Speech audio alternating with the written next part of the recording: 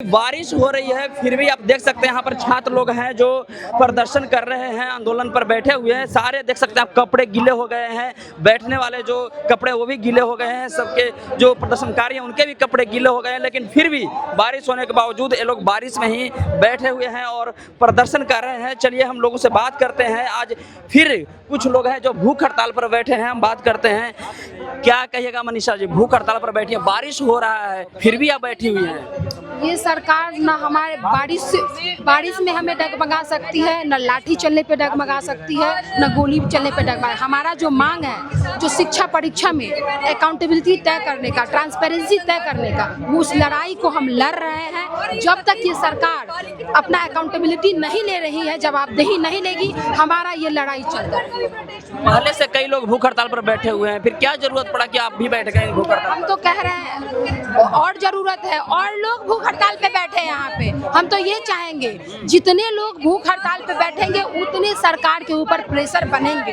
हम और लोग को कहेंगे, और आज लोग बैठे भी है एक दिवसीय भूख हड़ताल पर। संयुक्त छात्र संगठन की ओर से सारे लोग बैठे भी है एक दिवसीय, और कल हम लोग मुख्यमंत्री जी का घेराव करेंगे और कहना चाहते हैं कि आप सरकार की बातों को मान लीजिए, हठधर्मिता में मत रहिए। सरकार से कोई छात्र जो है गलत मांग नहीं कर रहा है। आप जान रहे हैं कि जब से प्री का एग्जाम हुआ 70वीं बीपीएससी में, वही संदेह के घेरे में रहा। फिर मेंस के एग्जाम में किस तरीके का इन्होंने कॉपी का मूल्यांकन किया, और इसके बाद विपाट जब चले गए वही छात्र, तो इंस्टाग्राम के रील्स में आपने देख लिया होगा कि किस तरीके के छात्र का सिलेक्शन हुआ है 70वीं बीपीएससी में। बिहार एसआई का जो एग्जाम हुआ, किस तरीके से मेंस की परीक्षा में धांधली हुई, इसका एफआईआर दर्ज हो चुका है, लेकिन सरकार इस पर कार्रवाई नहीं करते हुए इसका फिजिकल का डेट जारी कर देते हैं। ये तमाम जितने भी शिक्षा परीक्षा में धांधली हो रहे हैं, सारे सवाल को लेके हम लोग कल संयुक्त छात्र संगठन की ओर से मुख्यमंत्री जी का घेराव कर रहे हैं, और सरकार को अकाउंटेबिलिटी तय करना पड़ेगा। जब तक वो अकाउंटेबिलिटी तय नहीं करेंगे, हमारा ये आंदोलन का मोड बदलेगा जरूर, लेकिन आंदोलन चलता है। आप लोग कई भागों में आंदोलन कर रहे हैं, मुद्दा एक है लेकिन कई भागों में बटे हुए हैं। क्या इससे आपकी लड़ाई कमजोर नहीं होगी? कोई नहीं बटे हुए हैं, सारे छात्र एक साथ हैं। छात्रों की लड़ाई है, हम स्वयं छात्र हैं, सारे छात्र एक साथ हैं, और जो शिक्षा परीक्षा पर लड़ रहा है, सारे एकजुट होकर कल के आपके गांधी मैदान में 10 बजे आपको मिल जाएंगे। लाठी चलेगी तब आप लोग क्या करेंगे? हमने पिछले 22 जुलाई को जो लड़ाई हम लोगों ने मार्च किया, हम लोक भवन तक गए, वहां से हमें डिटेन भी किया गया, लेकिन लोग कह रहे हैं कि लाठी चले, गोली चले, पैलेट गन चले, लेकिन हम वहां से डगमगाने वाले नहीं हैं। पिछले महीने ने छात्र ने तय कर दिया कि सरकार को अब झुकना पड़ेगा। पिछले महीने हमने धर्मेंद्र प्रधान को 25 जुलाई को इस्तीफा लिया। 25 अगस्त को अगर वो अकाउंटेबिलिटी तय नहीं करेंगे तो कल के कल वो इस्तीफा दे देंगे। मिथिलेश तिवारी कह रहे हैं कि छात्र लोग हमको नहीं जानते हैं। वो छात्र को इस तरीके की बात बोल के उग्र करना चाहते हैं, लेकिन छात्र उस मनसीबों के समझ रहे हैं कि हमें उग्र नहीं होना है, हमें लोकतांत्रिक तरीके से, संवैधानिक तरीके से अपनी मांगों को आगे रखना है, और छात्र वही कर रहे हैं। लेकिन वो जितना उग्रता प्रदर्शित करने के लिए, उग्र करने के लिए बात करें, हम उनकी बातों को नहीं समझेंगे जब तक वो अपना अकाउंटेबिलिटी तय नहीं करें। क्या इस्तीफे की मांग कर रहे हैं मिथिलेश तिवारी के आप लोग? हाँ देखिए, अब तो समय वहीं आ गया, इस्तीफा देना ही पड़ेगा अब लगता है। जब देख रहे हैं कि जब इतने सारे धांधली हो रहे, तब इतने अब जाकर झाड़ फूक करवा रहे, ये करवा रहे होगा, लेकिन आपको इतना भी शर्म नहीं लग रहा है कि आप छात्रों की आवाज़ में, आप छात्रों को जो पेपर में धांधली उस पर आवाज़ उठाए।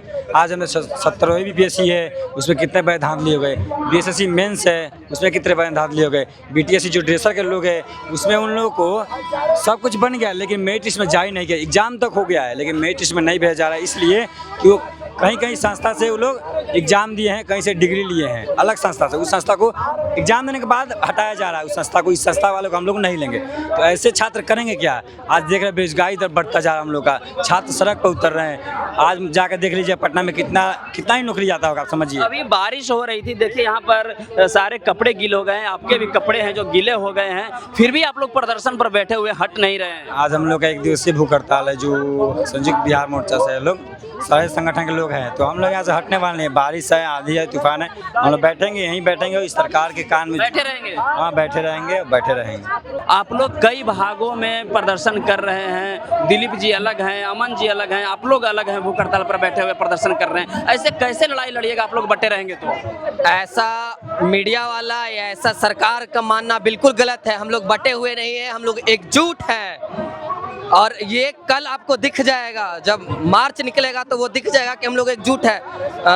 बिहार के तमाम साथियों से, तमाम विद्यार्थियों से हम कहना चाहते हैं ये वक्त है, आइए कदम से कदम मिला के अपने हक के लिए लड़ते हैं, अपने अधिकार के लिए लड़ते हैं हम। साथियों, अगर आज हम नहीं घर से निकलेंगे, आज अगर अपने हक के लिए नहीं लड़ेंगे तो हमको हमेशा शोषण करते रहेंगे लोग। कल आप लोग सड़क पर उतरेंगे? कल हम लोग सड़क उतरेंगे, FIR होगा। होने दीजिए। वैसे भी नौकरी नहीं मिल रहा है, वैसे भी गरीब बच्चा नहीं पढ़ रहा है, वैसे भी भूखे मर रहे हैं हम, तो हमको जेल में ले जाओ, फांसी दे दो, मार दो, हम लोग डरने वाले नहीं हैं। हम लोग कल काम करेंगे।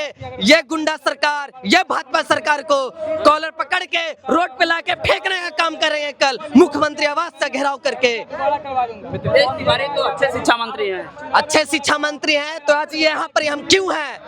अच्छे शिक्षा मंत्री होते तो आज हम यहाँ नहीं होते। इतना 21 दिन होने वाला, आज 21 दिन हो गया है भूख हड़ताल पे। हम लोग क्यों नहीं सुन रहे हैं हमारी बात?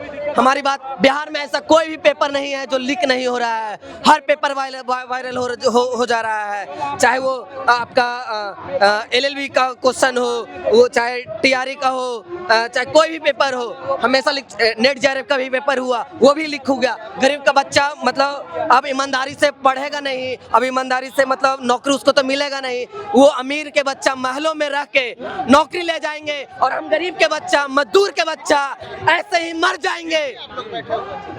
तो इसके लिए चाहे हम मरेंगे, चाहे वो ऐसी सरकार को उखाड़ फेंकेंगे। आप पढ़ाई लिखाई नहीं करते हैं, मंत्री श्रवण कुमार कर रहे हैं। क्या आप पढ़ाई लिखाई नहीं करते हैं, मंत्री हैं बिहार सरकार में, श्रवण कुमार कर रहे हैं। तो ये तो मंत्री से पूछिए ना। कोई ऐसा मंत्री है जो ठेप्पा छाप बन जाता है, कोई ऐसा मुख्यमंत्री है जो गुंडा बन जाता है। हम लोग पढ़ने लिखने वाले स्टूडेंट हैं, ना कि ये सब वाले। ये सब सरकार को बगलाने की चाहिए। हाँ बोलिए। ये सब सरकार को बगलाने की चाहिए। बच्चे लोग पढ़ते नहीं है और यहाँ पे आगे धरना दे रहा है। ये सब नेता बनना चाहता है, ये सब कहावती बात है। ये सब इसलिए कर दिया ताकि हम लोग को दबाया जा सके और बांटा जा सके। ठीक है, तुम इसके लड़े, तुम लोग TRE 4 के लिए लड़ रहा है, तुम शिक्षक वाले के लिए लड़ रहा है। ये सब बांटने का चीज है। हम लोग सब एकजुट हो रहे हैं, ये एकजुटता आपको कल दिख जाएगा। हाँ, सारे छात्र एकजुट है, ये एकजुटता आपको कल दिख जाएगा। कल महाजुटान कर रहे हैं गांधी मैदान गेट नंबर 10 पे। वहाँ पे हजारों की संख्या में छात्र आ रहे हैं और अपनी मांग को लेकर के सरकार को आग्रह कर रहे हैं कि ये मांग मांगो, नहीं मांगो तो अभी तुम्हारा नंबर नहीं है।